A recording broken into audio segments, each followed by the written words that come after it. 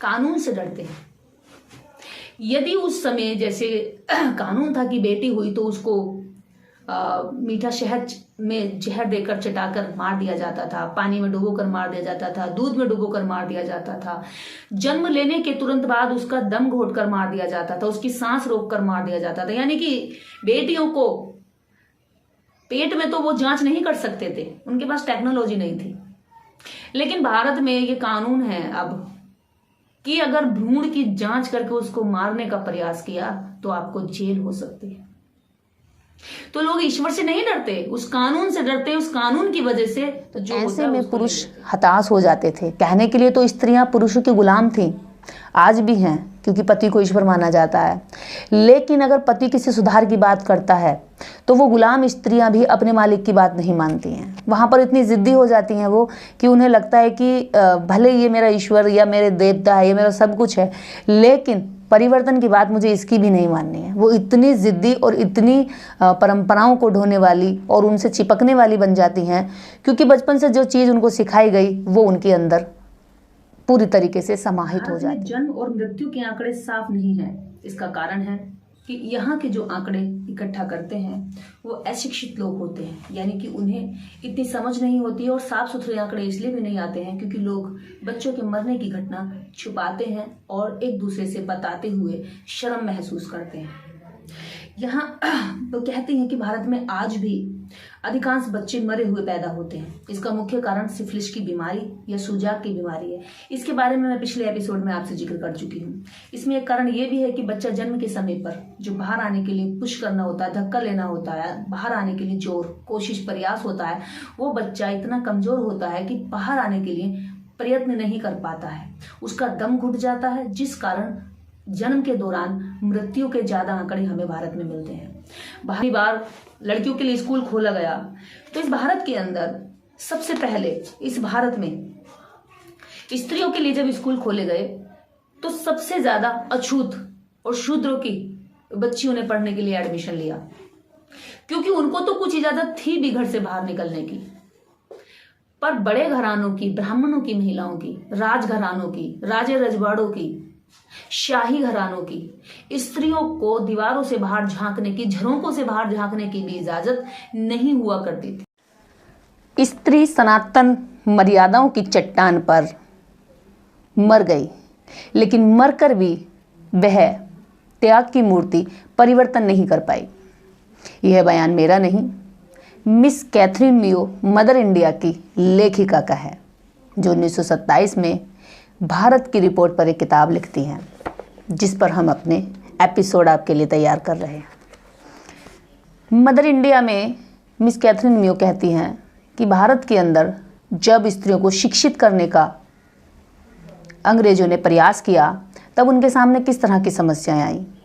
समस्याएं ऐसी वैसी नहीं, समस्याएं इतनी बड़ी कि शिक्षा के लिए जब उनको चेताया गया, जागरूक किया गया, तब उन्होंने हमेशा यह बहाना लगा दिया कि हम परंपराओं में खुश हैं, हम अपनी गुलामी में खुश हैं, हम अपने उन रूढ़ियों और उन सोच पर आधारित जिनसे हमारा आज तक शोषण होता आया है, उनमें ही हम अपने उत्सव मनाते हैं, उनमें ही हम अपना जीवन बिताते हैं और उनमें ही अंत तक जीते जीते बूढ़े होकर परंपराओं से चटकती हुई जिंदगियों से मर जाते हैं। मिस कैथरीन मियो इसी बात पर आगे लिखती हैं कि पुरुषों के विचार में यही अच्छा था कि स्त्री अज्ञानता में रहे। स्त्री अज्ञानता में क्यों रही? पीछे की सोच, उसका कारण बताते हैं वो। स्त्री अज्ञानता में रहे और हमेशा के लिए अपनी स्वाभाविक भावनाओं और रुचियों को दबा के रखे। आज भी कहते हैं, महिला जब अपनी मन की बात या इच्छा को जाहिर करती है तो घर परिवार में कहा जाता है कि बड़ी निर्लज स्त्री है जो अपने मन की बात कह रही है। आज भी इस तरह के अवशेष आपको मिलेंगे। आज भी समाज में आप देखेंगे, गांव देहात में जाएंगे, शहरों के भी बड़े घरानों में भी ये बात होती है कि अरे बड़ी निर्लज हो, अपने मन की बात कह रही हो, यानी कि उसको अपने मन के भाव और स्वभाव को दबाकर रखने की प्रवृत्ति सिखाई गई। वह कहते हैं कि स्त्रियां अपने मन की बात को दबाकर रखें, वह अपनी रुचियों को, अपने इंटरेस्ट यानी कि अपनी दिलचस्पी जिसमें भी उनको अच्छा लगता है वो सब उनको दबा के रखना चाहिए। उसे संसार में अपना देवता अपने पति को मानना चाहिए तथा उसकी सेवा में लगे रहना चाहिए। वह बचपन से मृत्यु तक अनगिनत सदियों से कठोर अनुशासन के अंतर्गत उसकी आज्ञाकारी सेवा करती सेविका बनकर घूमती रहती है। उसे लगता है कि मैं अपने पति की सबसे अच्छी सेविका और दासी हूँ, जबकि पुरुष को बचपन से मृत्यु तक अनगिनत सदियों से किसी भी अनुशासन में नहीं रखा गया है और इसीलिए वह कभी भी पत्नी के प्रति समर्पित पति नहीं बन पाता है। अतः जैसा उन्होंने बोया था वैसा ही उनकी फसल तैयार हुई, यानी कि उन्होंने जैसा अपनी महिलाओं को रखा वैसे ही उनके सामने आज जब वे सुधार की बात कर रहे हैं अंग्रेजों की शिक्षा को प्राप्त करके, तो उनकी महिलाएं उनकी उस शिक्षा से कोई भी सरोकार नहीं रखती। वो कह रही हैं कि हमें आपके ज्ञान की ज़रूरत नहीं है, हम घर की परंपराओं को बोने में और ढोने में ही खुश हैं। तो ये उन पुरुषों की बात यहाँ चल रही है जो उस समय सुधारवादी आंदोलन में शामिल हो गए थे, लेकिन अपने घर जाकर के महिलाओं के सामने उन्हें सरेंडर करना पड़ता था। उन्हें लगता था कि उनकी महिलाएं उनकी इस बात को नहीं मानेंगी, चाहे वो कितनी भी अच्छी बात क्यों ना हो, चाहे वह उनके ही हित में क्यों ना हो। आगे क्या कहते हैं, स्त्री सनातन मर्यादाओं की चट्टान पर मर गई, वह करुणा की प्रतिमूर्ति मरकर भी परिवर्तन नहीं ला सकी। यहाँ सदियों से स्त्री मरती रही, लेकिन परिवर्तन उसके मरने के बाद भी यहाँ नहीं आ पाया। पुरुष का संकल्प और उद्देश्य, उसकी शक्ति और हिम्मत इतनी कमजोर पड़ गई कि वह अपने ही घर में पराजित होकर अपने ही गुलाम के हाथों में आ गई। कहने का अर्थ यहाँ पर यह था कि जो पुरुष सुधार के लिए हिम्मत जुटा रहे थे वो समाज में मंच पर तो भाषण देते थे कि हमें परिवर्तन लाना चाहिए, हमें प्रोग्रेसिव होना चाहिए, हमें अच्छी चीज़ों को एक्सेप्ट करना चाहिए, हमें समाज में इतनी कुप्रथाएं परंपराएं जिनकी वजह से हम पीछे जा रहे हैं, जिनसे हमारी प्रोग्रेस रुकी हुई है, उन सबको छोड़कर हमें आगे बढ़ना चाहिए। लेकिन उन परंपराओं पे जब लोग कहते थे कि भाई आपकी जो घर में महिलाएं हैं उन महिलाओं को भी आपको इन परंपराओं से बाहर निकाल करके एक स्वस्थ समाज का निर्माण करना चाहिए, तो वह घर जा करके उन महिलाओं से जब इस बात का जिक्र करते थे तो महिलाएं उनको असहाय कर देती थी, क्योंकि उन्हें लगता था कि हम जो कर रही हैं, हमारा जो बहुत लंबे समय से दादी परदादियों ने जिस परंपराओं को हमें सिखाया या जिसमें वो खुद मर गई वही हमारे लिए उचित है। तो ऐसे में पुरुष हताश हो जाते थे। कहने के लिए तो स्त्रियां पुरुषों की गुलाम थीं, आज भी हैं, क्योंकि पति को ईश्वर माना जाता है।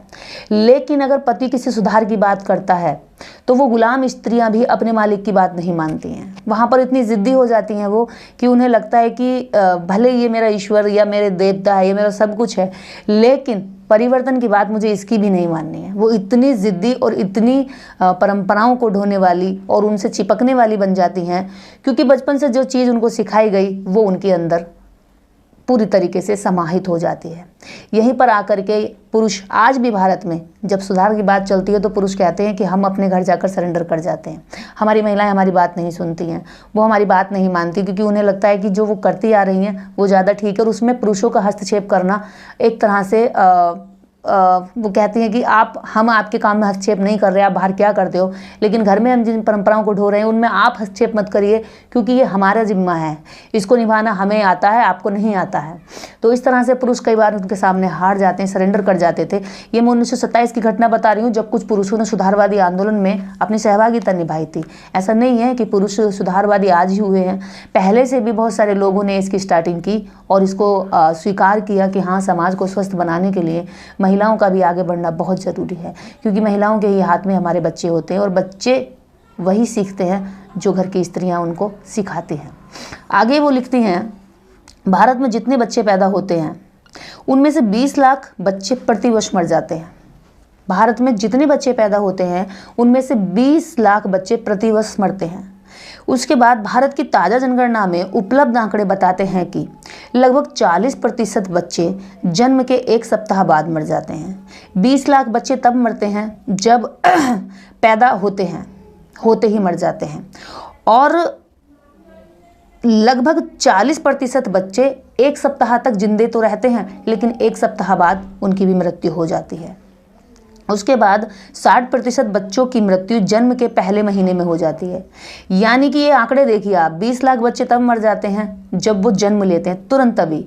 फिर कुछ बच्चों की क्षमता इतनी स्ट्रांग होती है कि वह 1 हफ्ता तक जीते हैं, 1 हफ्ते बाद एक हफ्ते के लगभग 40% बच्चे मर जाते हैं और 60% बच्चे की मृत्यु तब हो जाती है जब वो 1 महीने के हो चुके होते हैं। यानी कि बच्चों की मृत्यु का जो आंकड़ा है ये हैरान करने वाला है। 40% बच्चे एक तरफ हो गए जो 1 सप्ताह में मर रहे हैं और 60% बच्चे एक तरफ हो गए जो 1 महीने में मर रहे हैं। अब आप सोचिए ऐसी कंडीशन में कितनी स्ट्रॉन्ग पोजीशन के बच्चे रहे होंगे जो बचते होंगे। इसका कारण क्या था? वही परंपराएं, महिलाओं की अज्ञानता, अनपढ़ता, उस वजह से ये मृत्यु दर थी और इस मृत्यु दर को यहाँ के अंग्रेज डॉक्टर रोकना चाहते थे। ब्रिटिश गवर्नमेंट इस आंकड़े से बहुत परेशान थी, विचलित थी कि इतने बच्चे, इतने लोग यहाँ मरते हैं और ये किसी भी तरह का कोई भी प्रयास नहीं करते। यहाँ तक कि मरने के प्रक्रिया को ये बहुत आम, बहुत नॉर्मल समझते हैं, यूँ ही मर जाते हैं और कोई अगर बच्चा मर रहा है तो वो सिर्फ माँ तक दर्द होता है, कोई फर्क नहीं पड़ता पूरे परिवार को। इस तरह से कट्टर निष्ठुर हैं कि बच्चों के मरने तक इन पे फर्क नहीं पड़ता, जबकि आगे की जो स्ट्रॉन्ग जनरेशन है वो बच्चों से ही तैयार होती है। पहला कोई भी अच्छा नागरिक बनेगा वो पहले बच्चा ही तो रहेगा। तो इस तरह से वो काफ़ी प्रयास करते हैं। आगे कहती हैं, भारत में अभी भी सबसे ज़्यादा बच्चे मरे हुए पैदा होते हैं। इसका मुख्य कारण सिफिलिस और सूजाक की बीमारी है। ये 2 बीमारियां इनमें बताई। मैंने इन बीमारियों के बारे में पिछले एपिसोड में जिक्र किया हुआ। भारत में जन्म और मृत्यु के आंकड़े साफ नहीं हैं। इसका कारण है कि यहाँ के जो आंकड़े इकट्ठा करते हैं वो अशिक्षित लोग होते हैं, यानी कि उन्हें इतनी समझ नहीं होती है और साफ सुथरे आंकड़े इसलिए भी नहीं आते हैं क्योंकि लोग बच्चों के मरने की घटना छुपाते हैं और एक दूसरे से बताते हुए शर्म महसूस करते हैं। यहाँ तो कहते हैं कि भारत में आज भी अधिकांश बच्चे मरे हुए पैदा होते हैं। इसका मुख्य कारण सिफिलिस की बीमारी या सूजाक की बीमारी है।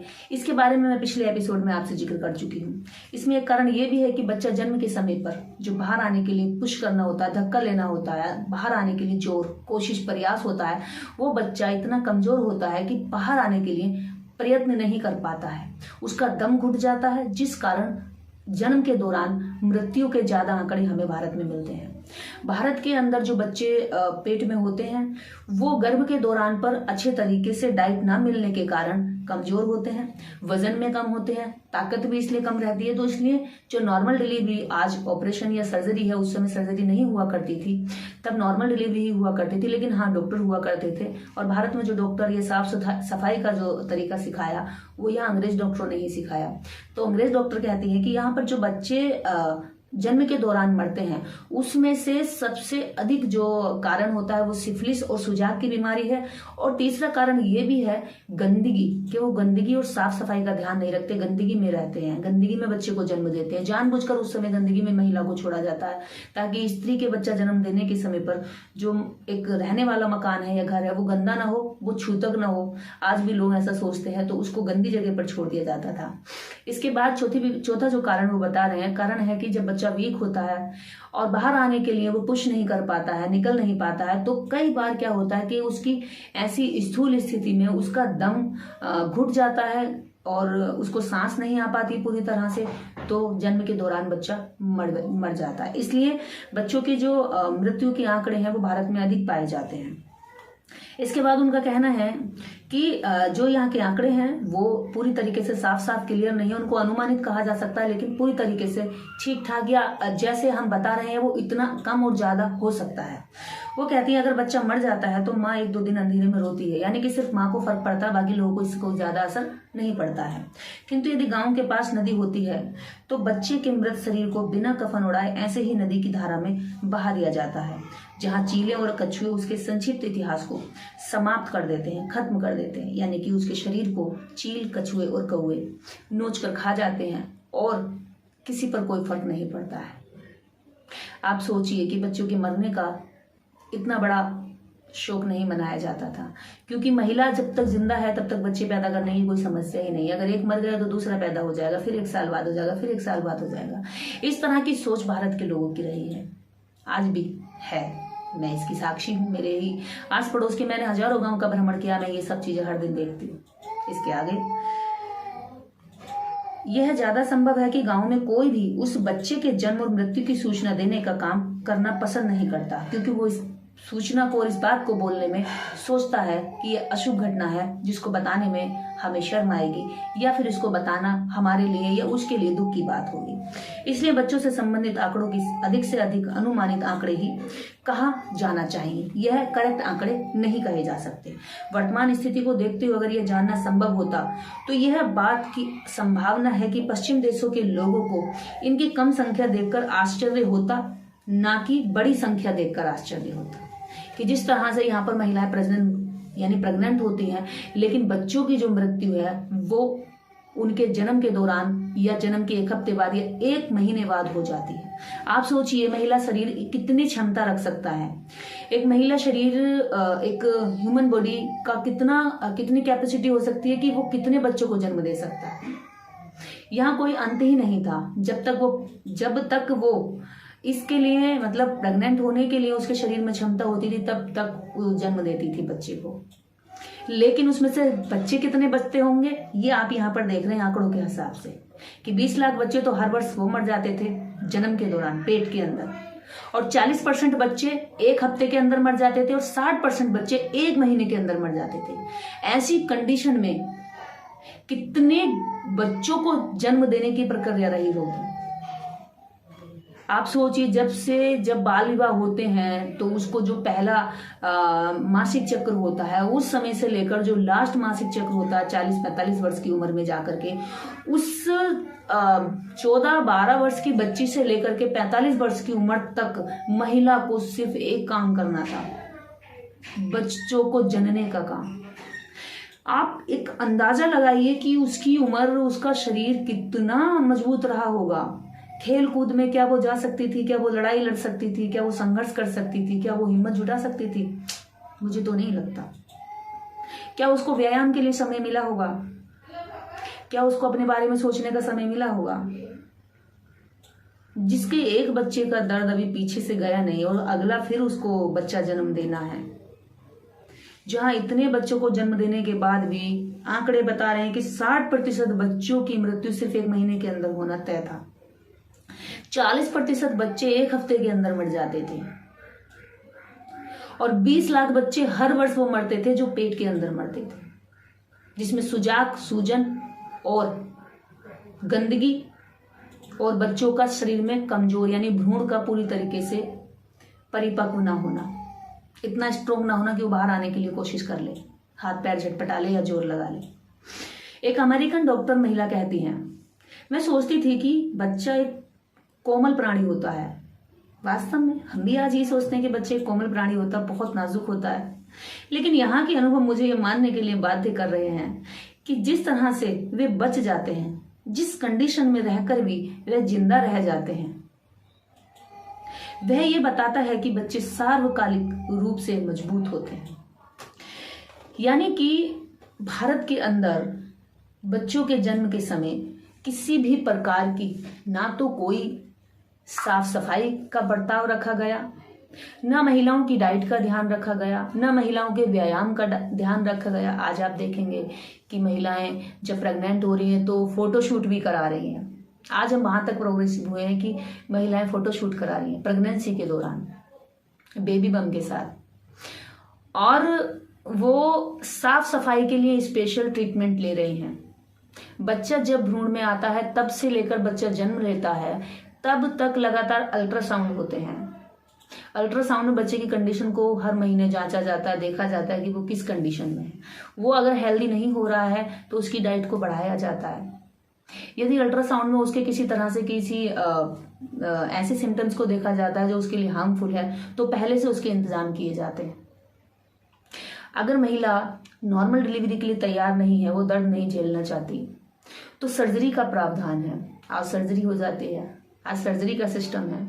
आप ये सोचिएगा जरूर। मैं इस देश की करोड़ों स्त्री और करोड़ों उन लोगों से कह रही हूँ ये बात जो ये सोचते हैं कि समाज ऐसे ही अपने आप इतना अच्छा हो गया, ऐसे ही ये सब कुछ सारी सुविधाएं आ गई, ऐसे ही हमें ये फोटोशूट करने का अधिकार मिल गया, महिलाओं को ऐसे ही डॉक्टर के यहाँ जाकर के अल्ट्रासाउंड कराना, अपनी केयर करने का अधिकार मिल गया। महिलाओं की आज जो इतनी केयर होती है, आज जो उनके पति उनको इतना ध्यान रखते हैं, काम भी नहीं करने देते हैं, ऐसी कंडीशन में वो घर में बड़े तरीके से रखी जाती हैं, बहुत हिसाब से रखी जाती है, बहुत नाजुक तरीके से रखी जाती हैं। बच्चा जब जन्म लेता है तो बहुत ही साफ सफाई और हाइजीनिक का ध्यान रखा जाता है, अच्छे कपड़ों में रखा जाता है, डेटोल का यूज लगातार किया जाता है। लोग छूने से पहले बच्चों को हाथ धोते हैं, मुंह धोते हैं, बाहर से आकर लोग कपड़े तक चेंज करते हैं, तब बच्चों को छूते हैं। ये सब चीजें कहां से आई? ये इतना सुधार कहां से हुआ? सोचते हैं कभी आप लोग? नहीं सोचते। ये सुधार इस भारत के अंदर अगर स्त्रियों की स्थिति का सुधार हुआ, बच्चों की जो मृत्यु दर इतनी भयानक विकराल होती थी, उस मृत्यु दर पर जो सुधार हुआ, इस देश के कानून से हुआ।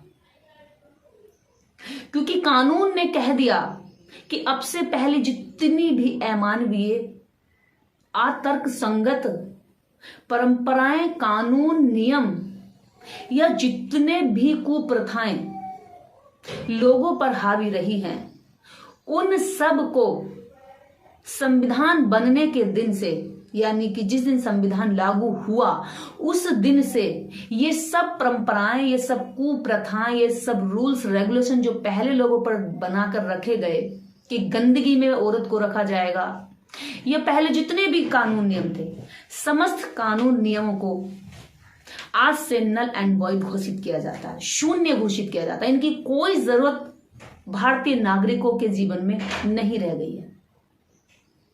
यानी कि ये आप सोचिए, हमें लगता है कि चेंजेस यूं ही आ गए, चमत्कार हो गया, किसी देवी ने किया है, किसी देवता ने किया है, किसी भगवान ने किया, ईश्वर ने किया। नथिंग, ऐसा कुछ नहीं था, किसी ने नहीं किया। इसके लिए भारत में 200 साल रहने वाले अंग्रेजों का बहुत बड़ा योगदान है। उसके बाद इस भारत में संविधान लिखने वाले उन समस्त लोगों का बहुत बड़ा योगदान है, जिन्होंने ऐसा संविधान बनाया जहां पर लोग ये नहीं सोचते कि कोई ऊपर वाला करेगा।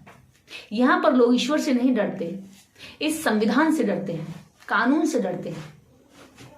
यदि उस समय जैसे कानून था कि बेटी हुई तो उसको मीठा शहद में जहर देकर चटाकर मार दिया जाता था, पानी में डुबोकर मार दिया जाता था, दूध में डुबोकर मार दिया जाता था, जन्म लेने के तुरंत बाद उसका दम घोटकर मार दिया जाता था, उसकी सांस रोककर मार दिया जाता था। यानी कि बेटियों को पेट में तो वो जांच नहीं कर सकते थे, उनके पास टेक्नोलॉजी नहीं थी। लेकिन भारत में ये कानून है अब कि अगर भ्रूण की जांच करके उसको मारने का प्रयास किया तो आपको जेल हो सकती है। तो लोग ईश्वर से नहीं डरते, उस कानून से डरते, उस कानून की वजह से जो होता है उसको ले लेते हैं। अंग्रेजों ने कहा कि केवल रोटी जरूरत नहीं है, शिक्षा भी जरूरत है अच्छे जीवन के लिए। आज जो लोग शिक्षा का महत्व समझ रहे हैं वो अपनी बच्चियों को पढ़ा रहे हैं और शिक्षित कर रहे हैं। शिक्षित बच्चियों को पढ़ाने के पीछे एक मकसद और होता है, क्योंकि उन्हें शिक्षित बहुएं चाहिए होती है। इन परंपराओं से, इन भूतियां, इन चुड़ैल, ये जितने पिशाच टाइप के जो सोच थी लोगों के दिमाग में, जिस वजह से लोगों का जीवन इतना दुर्लभ, इतना नारकीय, इतना दयनीय, इतना उलझनों में भरा हुआ था कि सुबह से शाम उनको परंपराओं से बाहर कुछ सोचने का समय ही नहीं बचता था। ऐसी परिस्थिति में इस देश के अंदर हजारों ऐसे कानून थे जो मानवीय गुणों से बिल्कुल परे थे, जो पशुता से भरे थे, जो इतने घृणित और इतने गंदे थे, जिनके बारे में आज हम बात करते हैं तो लोग कहते हैं क्या वास्तव में ऐसा होता होगा। और वो पाखंडी तो हमसे नाराज भी होते हैं, जिनके पुरखों ने मनुस्मृति बना करके ऐसी ऐसी परंपराएं बनाई, ऐसे धर्म ग्रंथ लिख करके, ऐसे छोटी सोच के निकृष्ट कानून बनाकर लोगों पर थोप दिए। वो तो हमसे नाराज भी होते हैं। वो इस वीडियो के बाद आप देखिएगा उनकी गालियां आएंगी, क्योंकि वो सुधरना नहीं चाहते, उनकी नींव में सुधार की कोई गुंजाइश ही नहीं है।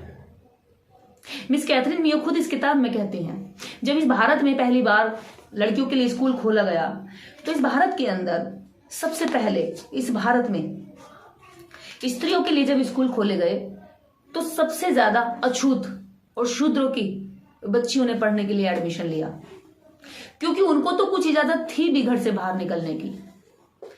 पर बड़े घरानों की, ब्राह्मणों की महिलाओं की, राजघरानों की, राजे रजवाड़ों की, शाही घरानों की स्त्रियों को दीवारों से बाहर झांकने की, झरोकों से बाहर झांकने की भी इजाजत नहीं हुआ करती थी।